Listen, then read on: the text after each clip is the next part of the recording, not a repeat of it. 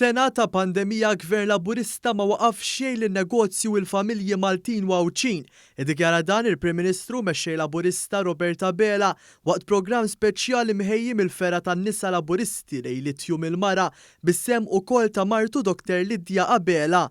Il-Prim Ministru tenna li fl-aħħar xhur saħħet il-poplu kienet ta' priorità f'ħidmet il-Gvern.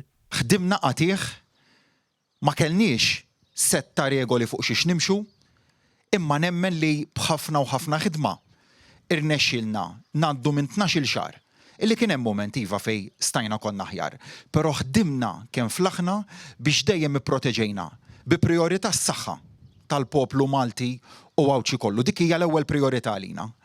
Imma fl-istess waqt ipproteġejna l-għajxien ukoll.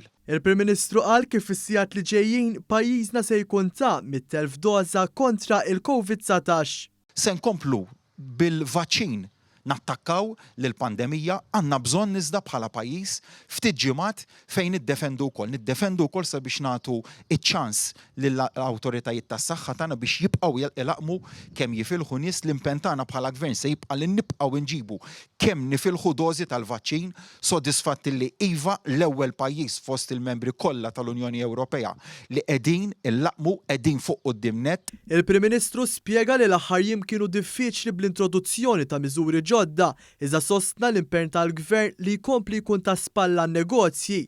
Dan fost l-oħrajn bl-estensjoni tal-Covid Wage Supplement u l-introduzzjoni tal-iskema li se tagħti €1,000 lis-sidin kollha tar-ristoranti u snack bars.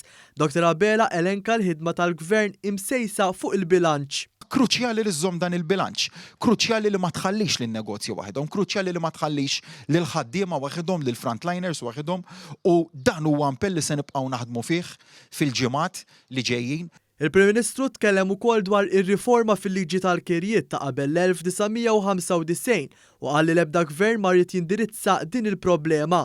B'ton ta' kuraġġ, il-Prim Ministru tenna li mhux se jħalli lil ħadd waħdu u wassal messaġġ ta' għaqda lill-poplu Malti u għawċi. Ejja ħanibqgħu naħdmu flimkien dan l-isforz kollettiv ta' poplu wieħed, sforz kollettiv ta' poplu illi verament meta numru ta' ġimgħat inħarsu lura lejn dawn ix-xhur se naraw kemm aħna bħala poplu wieħed irnexxielna nibqgħu maqudin flimkien nagħmlu tajjeb għal xulxin, għamilna kuraġġ il xulxin, tajna it-tama lil xulxin, ħsibna għal xulxin u hekk se nibqgħu nagħmlu. Intant f'artiklu fil-Gazzetta The Malta Independent, il-Prim Ministru saħaq kif minkejja kollox iridu nħarsu l-qudiem u nibqgħu solidali ma' xulxin għalli iridu naraw kif wara l-pandemija kulħadd jagħti sehmu biex l-attività ekonomika terġa' tqum fuq saqajja u appella biex ħadd ma jinsa it-talimiet tal-pandemija.